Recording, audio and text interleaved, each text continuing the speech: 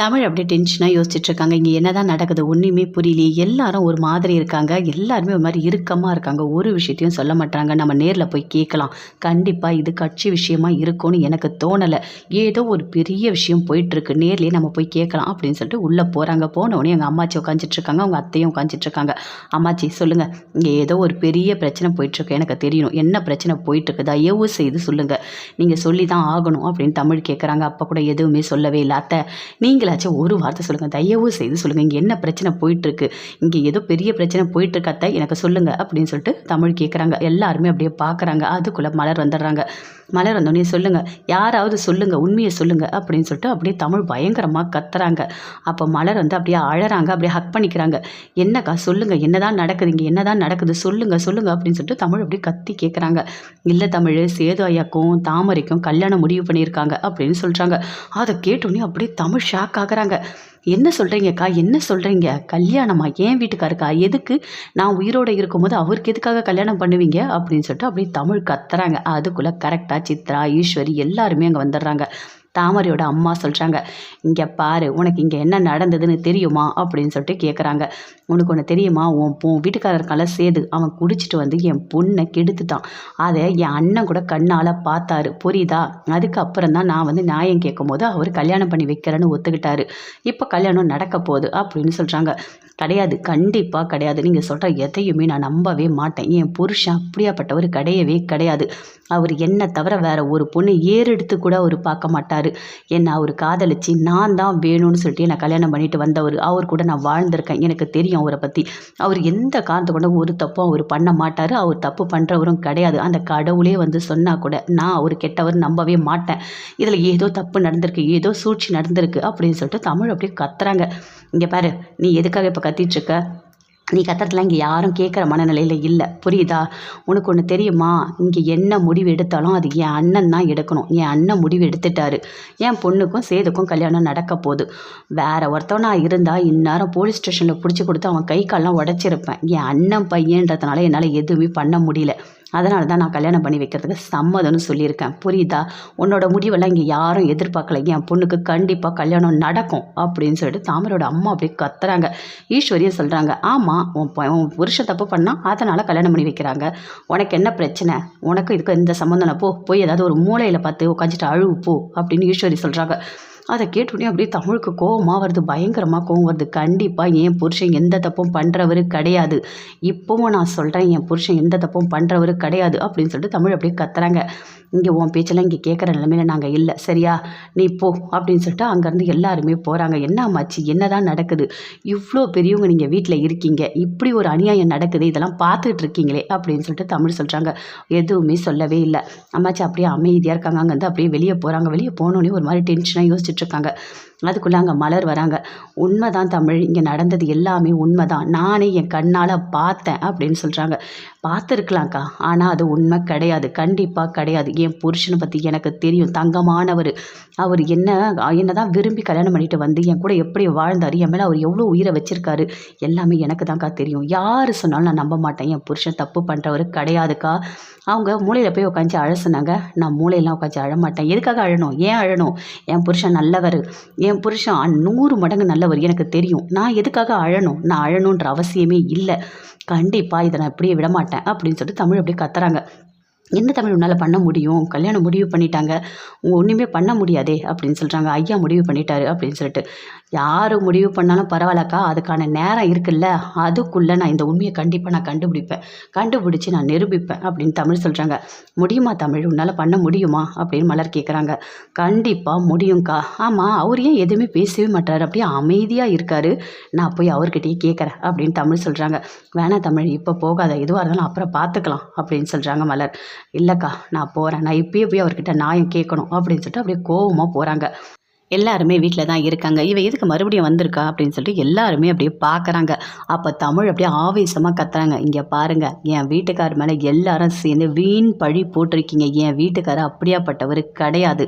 நான் உண்மையை நிரூபித்து காட்டுறேன். எல்லாருக்கும் நீதி வேணும்னு சொல்கிறீங்க, அப்போ எனக்கு மட்டும் இங்கே அநியாயம் நடந்துட்டுருக்கு, விடமாட்டேன், கண்டிப்பாக நான் விடமாட்டேன் அப்படின்னு தமிழ் சொல்கிறாங்க. சொல்லிவிட்டு அப்படியே மேலே போகிறாங்க. சேது அப்படியே ரொம்ப ஒரு மாதிரி வருத்தமாக உட்காந்துட்ருக்காரு. அப்படியே கதவை ஓப்பன் பண்ணுறாங்க. சேது பார்க்குறாரு. பார்த்தோன்னே அப்படியே கிட்ட போகிறாங்க.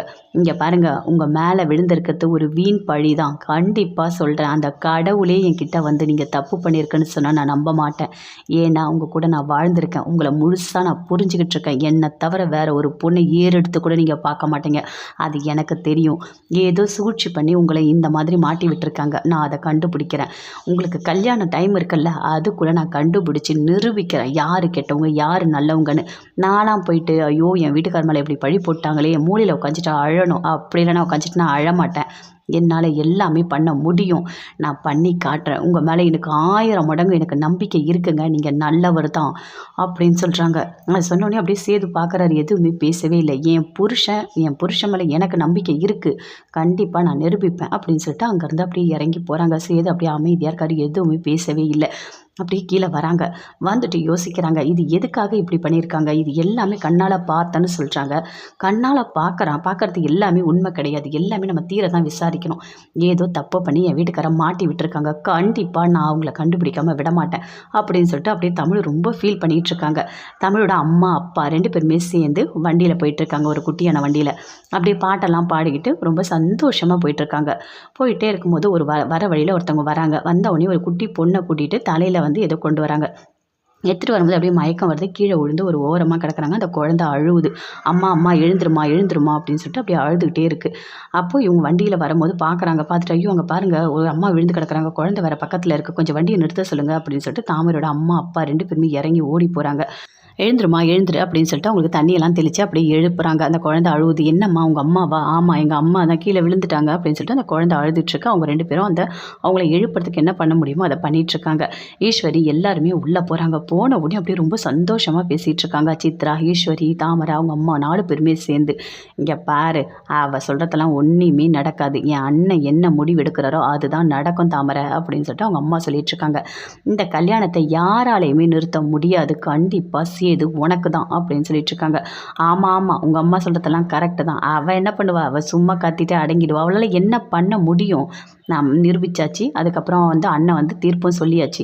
இதுக்கு மேலே எந்த மாற்றமும் இருக்காது. அண்ணன் ஒரு விஷயத்த சொன்னால் கண்டிப்பாக செஞ்சிருவார் அப்படின்னு சொல்லிட்டு தாமரோட அம்மா சொல்கிறாங்க. அதை கேட்டோடனே அப்படியே தாமரை ரொம்ப சந்தோஷமாக சிரிக்கிறாங்க. ஆமாம், இந்த கல்யாணம் கண்டிப்பாக நடக்கும் அப்படின்னு ஈஸ்வரியும் சொல்லிகிட்ருக்காங்க.